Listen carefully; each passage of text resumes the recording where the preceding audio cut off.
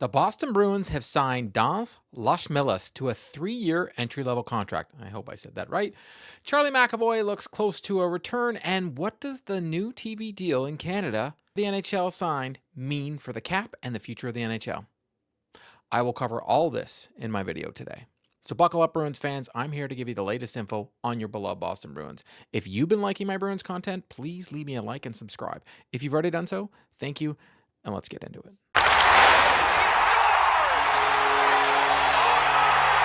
With teams getting knocked out on their road to the Frozen Four, we will continue to see NHL teams sign NCAA players. The Boston Bruins are no different in announcing their signing of Dans Locmelis to a 3-year entry-level contract. The press release reads, the Boston Bruins general manager Don Sweeney announced, it says today, but it was yesterday, April 1st, that the team has signed forward Dans Locmelis to a 3-year entry-level contract with an annual cap hit of $860,000. I'll get used to saying his name. I do apologize, as you know, who watch these videos all the time. I got a hard time saying guys' names sometimes. Dans Locmelis will report to Providence on an ATO. The 6-foot, 175-pound forward appeared in 40 games with the University of Massachusetts Amherst during the 24-25 season, recording 8 goals and 25 assists for 33 points. The 21-year-old ranks second on the team in assists and fourth in points. He skated in 70 career NCAA games with UMass, totaling 15 goals and 32 assists for 47 points. During the 22-23 season, the forward played in 44 games for Luleå HF J20 of the J20 Swedish Hockey League, tallying 25 goals and 34 assists for 59 points with a plus 28 rating. Locmelis represented Latvia at the World Junior Championship in 2022, 23, and 24, registering 6 goals and 4 assists for 10 points throughout 16 games in 3 tournaments. He's also appeared in 23 and 24 IIHF World Championships for Team Latvia, winning the bronze in 2023 tournament.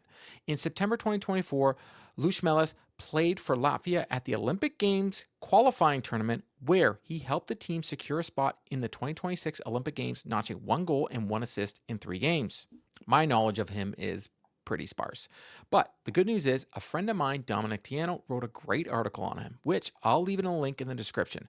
I want to share some of Don's thoughts, but encourage you to check out his site and check out all of his news about any prospect in the Bruins system. Dans Locmelis is a 6'1", 175-pound center known for his versatility and hockey IQ. His ability to read the game and make smart decisions on the ice has been a hallmark of his play. Locmelis excels in transition, using his vision and passing ability to create scoring opportunities for his teammates. He's also effective in the defensive zone, disrupting opponents, plays with an active stick, and positioning. All of this sounds great to me, honestly. Dom also writes, one scout described Locmelis as a player who possesses a deceptive attack when on the rush. He uses the width of the ice, surveys the situation for the right teammates, and passes to them accurately in transition sequences.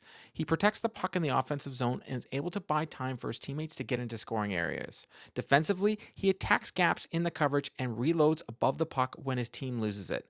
This well-rounded skill set makes him a valuable asset in all situations. He also sounds like the prototypical Boston Bruins player. For years and years and years, even when my dad played, the Boston Bruins love a two-way game. Locmelis' coaches have praised his work ethic and leadership qualities. I don't know why that was so hard for me to say. At UMass, he was a key contributor to the team's success, particularly during their postseason run in 2025. His ability to perform under pressure and elevate his game in critical moments has not gone unnoticed. Dom wrote a ton more on this kid, so please go check it out. He's going to start in Providence, and I wouldn't expect to see him to have any time in the NHL this season. He was a 4th-round pick of the Bruins and has shown signs of growth this year in the NCAA. And being a 4th-round pick and now playing in Providence, good for him. It shows the Bruins can find depth later on in the draft. With any NCAA signing, I would say we need to see him play in Providence before deciding his future. It's one thing to excel in the NCAA, but we need to see how that translates to the pro level. He's a big kid with a lot of intangibles to like, so it looks to be a middle 6 forward, but you never know how his development will go.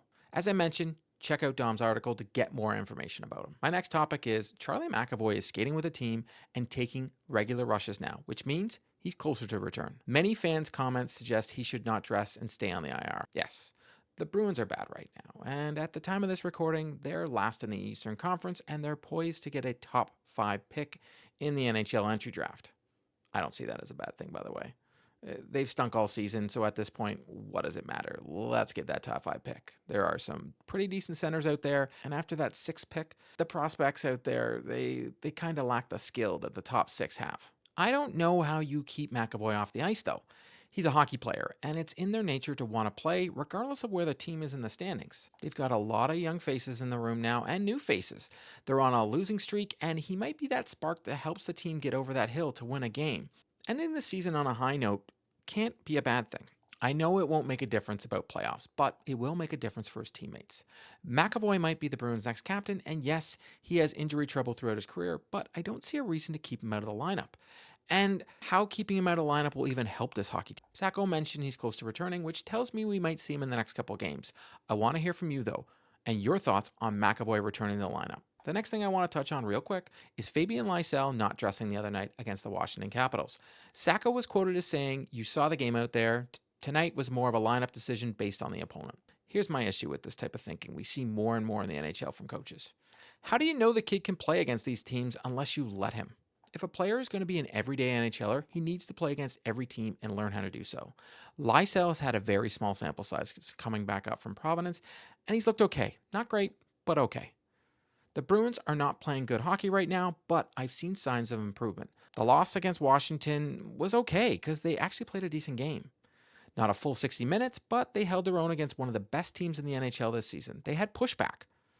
Their special teams once again looked bad and faltered in the first period, letting Washington gain a lot of space, and it led to goals. As much as we want to get on Swayman, and I do, I can't see how I can blame him for the first 2 goals. He should have let Lysell play and not miss a game for the rest of the season.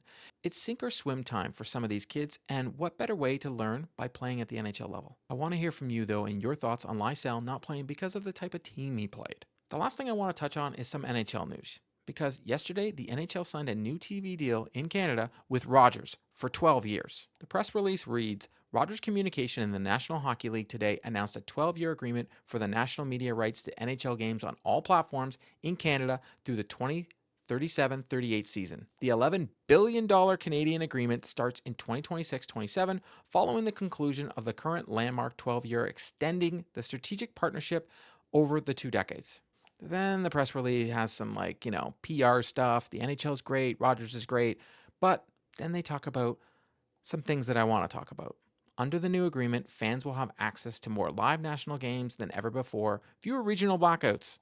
Other highlights include national rights across all platforms, including TV, digital, and streaming for all national regular season games in English language, national rights for all playoff games, the Stanley Cup Final, and all special events and tentpole events in all languages. Out-of-market rights for regional games. Exclusive category sponsors for the NHL and the NHL tentpole events held in Canada. That's like all-star games or any outdoor game, anything like that. The agreement allows for possibility of strategic sub-licensing for subsets of these rights, including the national French language and the single-night exclusive national package. That's like here in Canada, we get the Monday night Amazon. So yes, the game is on Amazon Prime, but Rogers still owns the rights to the game, if that makes any sense. And honestly, hopefully in the US, I hope you guys get some Amazon games or other networks covering hockey like we do here in Canada. So what does this all mean? This means that the cap will continue to go up, for one thing, which is good because it allows teams to stay competitive and players to get the money they deserve. Some fans might not think the players deserve it, but for the amount of money the teams in the league make, the players are grossly underpaid. The more revenue the league gets, the more teams have money to spend on, the more players will make. It also means that for Canadians such as myself, we're stuck with Sportsnet Plus to watch any Bruins game, or for any game for that matter, for the next 12 years. I will say this to my American friends. Get a VPN, sign up for Rogers Plus, and you get every game, because I've heard your TV packages out there for hockey are terrible. And it also means we should see less blackouts because they now have out-of-market rights for regional broadcast. But we'll see. Because honestly, regional blackouts drive me and most fans nuts. I'll sometimes want to watch the Bruins playing Ottawa, and I live in the Toronto area. And for some reason, I get blacked out and can't watch the game.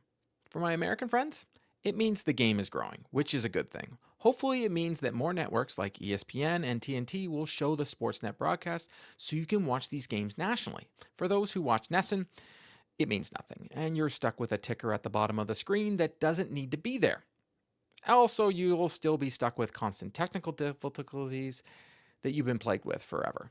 My hope, though, I hope it helps grow the game and gets more eyes on the game of hockey because there will be more cameras showing the game. I hope that Rogers does partnerships with the U.S. broadcasters, leading to more games being shown in the U.S. The game gets shown in Canada regardless. The only way for the game that I love to grow is for it to grow in the United States. To my viewers watching this video, I want to know from you, do you ever have issues watching games? I want to hear from you about this because I get a ton of hockey here in Canada, and I kind of feel bad because I sometimes see in the comments that you guys have a hard time watching games, and that's not an issue out here in Canada.